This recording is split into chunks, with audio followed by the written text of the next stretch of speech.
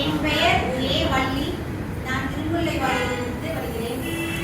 அவையினிலே வீற்றிருக்கும் சிறப்பு விருந்தினர்களான சான்றோர்களுக்கும் இங்கு தேர்தமிழை பருகிக் கொண்டிருக்கும் அவையோர்களுக்கும் பைந்தமிழில் என் பணிவான வணக்கத்தை தெரிவித்துக் கொள்கிறேன்.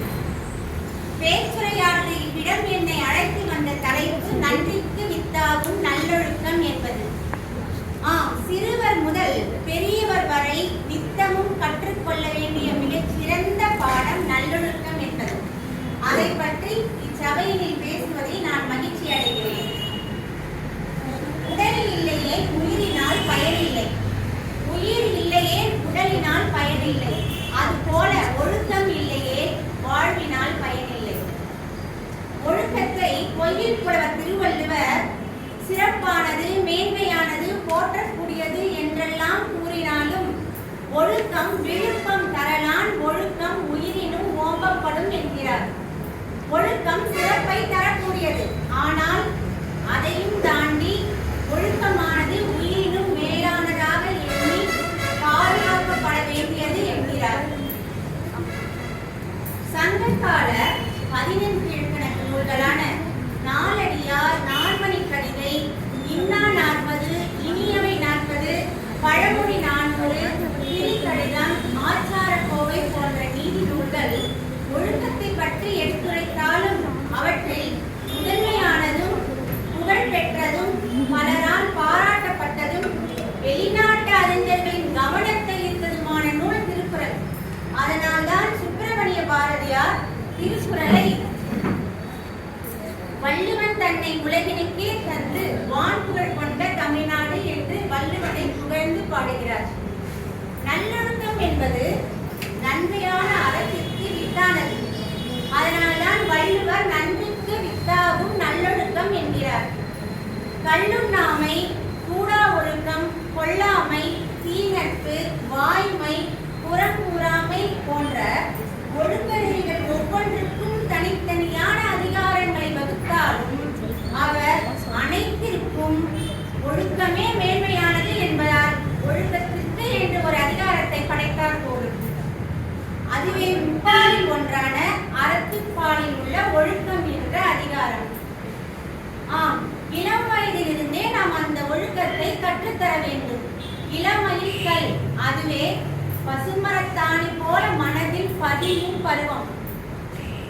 உலகமே போற்றும் முத்தமரா மகாத்மா காந்தியடிகள் தன்னுடைய சுயசரிதையில் தான் இளம் பருவத்தில் கண்ட ஹரிச்சந்திரன் நாடகத்தை பற்றி கூறுகிறார்.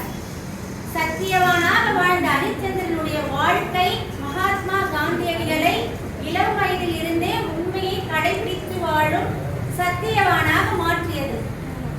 ஒழுக்கத்தின் எய்வர் மேன்மை என்ற திருக்குறளின் வாக்கிற்கிணங்க மகாத்மா காந்தியடிகள் தரணி எங்கும் புகழுடன் வாழ்ந்தார். இன்றும் நம் உள்ளங்களில் வாழ்ந்து கொண்டிருக்கிறார்.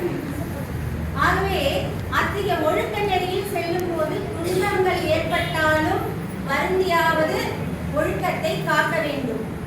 அதையே வள்ளுவர் பரிந்தோம்பி காக்க ஒழுக்கம் தெரிந்தோம்பி தேரினும் அக்தே துணை என்கிறார். வாழ்வில் உண்மையுடனும் நேர்மையுடனும் ஒழுக்க நெறியிலும் வாழ்ந்த கர்ம வீரர் காமராஜர் அவர்கள் தன் வாழ்வில் சந்தித்த துன்பங்கள் எத்தனை ஆயினும் ஒழுக்க நெறியில் ஒழுக்கம் உடைமை குடிமை இழுக்கம் இழிந்த பிறப்பாய் விடும் என்ற ஒழுக்க நெறியில் வாழ்ந்து வள்ளுவனின் வாக்குக்கிணங்க வாழ்ந்து இன்றும் நம் நெஞ்சங்களில் அவருடைய பெயர் கல்வெட்டாக பதிந்துள்ளது. உள்ளுவதெல்லாம் உயர் உள்ளல் என்ற வாக்குக்கிணங்க காமராஜர் அவர்கள் உள்ளத்தில் உயர்ந்த எண்ணங்களை விதைத்து அதற்காக போராடி பல தியாகங்கள் செய்து இறுதி வரை ஒழுக்க நெறியில் நின்றார், வெற்றியும் பெற்றார். ஆகவே நான் சுவாமி விவேகானந்தரை பற்றி கூறுகிறேன். எவ்வளவோ இளைஞர்களை தன்னுடைய ஒழுக்கத்தின் பாதையில் கொண்டு சென்றார் சுவாமி விவேகானந்தர். அவருடைய நல்லொழுக்கமே அவர் அறச்செயல்கள் புரிவதற்கு காரணமாக அமைந்தது. ஒரு வாக்கியத்தை கூறுகிறேன். உன் நண்பன் யார் என்று சொல், உன்னை நான் யார் என்று சொல்கிறேன் என்ற வாக்கியத்தை சற்று உற்று நோக்கினால் ஒன்று புலப்படும்.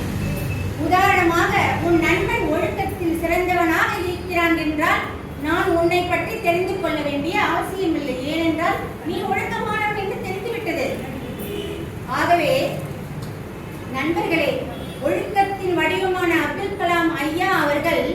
அவருடைய அறிவும் பதவியும் தாண்டி அவர் வாழ்வில் கடைபிடித்த சுய ஒழுக்கமே அவரை இன்றும் நாம் அனைவரும் போற்றும் சிறந்த மனிதராக காட்டுகிறது. இன்றும் அவர் நம் இதயங்களில் வாழ்ந்து கொண்டிருக்கிறார். ஆகவே நண்பர்களே, ஒழுக்கத்தை அனைவரின் உள்ளங்களில் விதைப்போம், சிறந்த சமுதாயத்தை படைப்போம் என்று கூறி எனக்கு வாய்ப்பளித்த